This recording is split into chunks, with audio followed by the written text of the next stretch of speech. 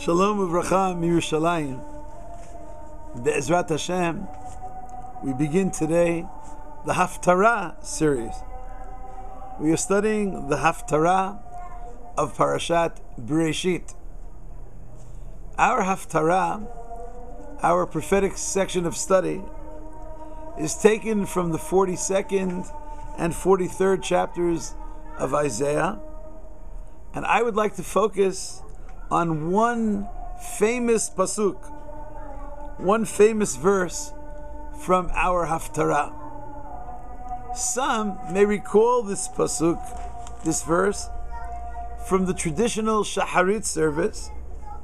It is quoted towards the very end of the traditional morning prayers, while others may recognize this pasuk from a most famous rabbinic teaching, which I hope to discuss in about a few minutes. Adonai hafetz lema'an tzidko yagdil Torah v'yadir. Isaiah 42:21.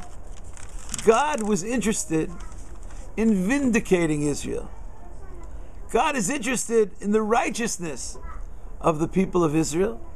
Therefore, God magnifies and glorifies the Torah. Hashem expands and strengthens the Torah. According to one interpretation, our text is teaching that God reveals to us the greatness and uniqueness of Torah because Hashem chafetz leman tzidko. Hashem is interested in bringing our nation to a greater level of righteousness. When Am Yisrael hears, studies, and experiences the greatness of Torah, Yagdil Torah v'yadir, the vastness and singularity of Torah, they are moved to higher levels of piety. Through the Yagdil Torah v'yadir, Yisrael reaches the levels of divine connection and become more and more righteous. Hashem chafetz lema'an tzidko. Another reading of our pasuk sees our verse as an answer to the question as to why there are so many commandments. The Mishnah teaches at the end of Tractate Makot 23b, an oft-quoted teaching by the great Tana, Rabbi Hananya ben Akashya. Rabbi Hananya ben Akashya omer, Ratzah HaKadosh Baruch Hu lizakot et Yisrael, lefichach hirba lahem Torah u'mitzvot. The Holy One, Hashem, God, desired to confer special merit upon the people of Israel. Therefore, God gave them an abundance, Yagdil, an abundance of Torah. Enormous amounts of mitzvah commandments. Shene'emar, Rabbi Hananya ben Akashya's proof text is our pasuk from the Haftarah. The proof text that he cites, Shene'emar, Hashem chafetz leman tzidko yagdil Torah v'yadir. In pursuit of this desired result of bringing special merit to the Jewish people, God gave us a vast Torah, Yagdil Torah. We were privileged to receive thousands upon thousands of commandments. There are 613 categories of biblical commandments, branching into thousands of mitzvot. We view these mitzvot commandments as a zechut, lizakot et Yisrael, a merit, a blessing, an opportunity. In contradistinction to others who viewed commandments as bonds, as shackles, Judaism views all Torah, all mitzvot, as divine gifts. Hashem chafetz yagdil Torah v'yadir. Based on our pasuk, Rabbi Hananya opens our eyes to seeing each mitzvah as a new level of blessed opportunity to connect to the divine. Mitzvot, usually translated as commandments, on an expanded level of interpretation, on an expanded level of translation, mitzvot can be related to the word savta. Even in spoken Hebrew, bitzavta means together. When you're doing something bitzavta, together. Mitzvot related perhaps to the word tsevet. Tsevet means some kind of team, some kind of crew that works together. Because mitzvot from tzavta unite us with our Creator. The great and glorious Torah, the vast Torah, with its very wide range of commandments, are all privileges.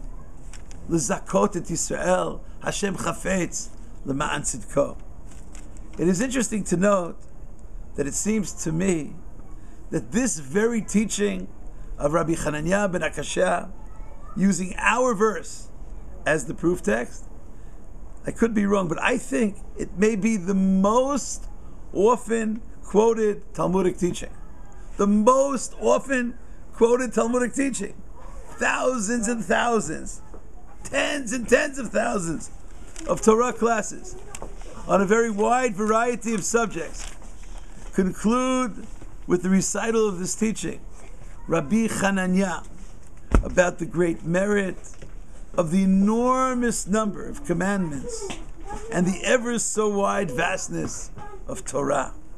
Chances are that if you attend a traditional Torah class where Kaddish is recited at the conclusion of that class, chances are that your rabbi chooses to conclude the shi'ur or the lecture with a quotation from our verse in Isaiah. Furthermore, in countless communities that have the custom of reciting and studying the chapters of the ethics of the fathers, Pirkei Avot, during the spring and summer months, the almost universal custom is to study, to recite the particular section of that chapter. They generally study one chapter a week, and then to study and to recite the teaching of Rabbi Hananiah ben Akashya at the conclusion of each week's chapter study. How is it that this particular teaching is quoted so much more often than almost any other teaching? Can we suggest that since Rabbi Hananiah ben Akashya wanted to speak of the glory of Torah and commandments based on our pasuk in our Haftarah, can it be that since he was teaching everyone how beloved is each new area of Torah and mitzvot, can we suggest that in the merit of his teaching, he taught us about the merits of Torah and mitzvot, and therefore he merited that his teaching reached levels beyond description. Everyone involved in Torah studying communities has heard the teaching of Rabbi Hananiah ben Akashya. Our pasuk is found in the very first Haftarah of the very first parasha of the Torah, for we truly understand its message. If we do truly understand the message of our pasuk, our journeys and excursions in Torah and mitzvot will all be seen in a very different, glorious light. The Torah and mitzvot, beginning with Parashat Bereishit, will be seen as a chafetz revelation. Each new book of Torah, each new chapter, each new page, each new paragraph, each new line, each new word are all manifestations of God's love to the beloved nation.